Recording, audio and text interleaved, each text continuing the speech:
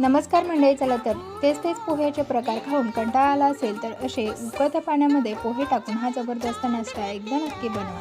तर चला, आपण पोहे उकळून घेतलेले आहे। आता हे पोहे एखाद्या चाळणीमध्ये काढून ठेवायचे आहे।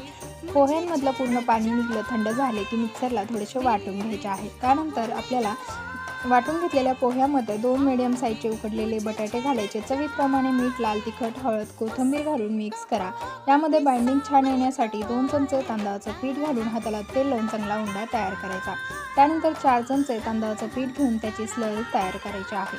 आपल्याला क्रम कोटिंग करत असताना स्लरी लागते, ती स्लरी तयार झालेली आहे, क्रम कोटिंग तयार आहे। आता आपल्याला याच्या कटलेट तयार करून घ्यायचे आहे। कटलेट तयार करून वरतून क्रम कोटिंग करण्यासाठी आपण इथे मकाचे पोह्याचं क्रम कोटिंग तयार केलेलं आहे। तर मस्त असं तेलामध्ये फ्राय करून घ्यायचे आहे, दोन्ही बाजूने क्रिस्पी होईपर्यंत।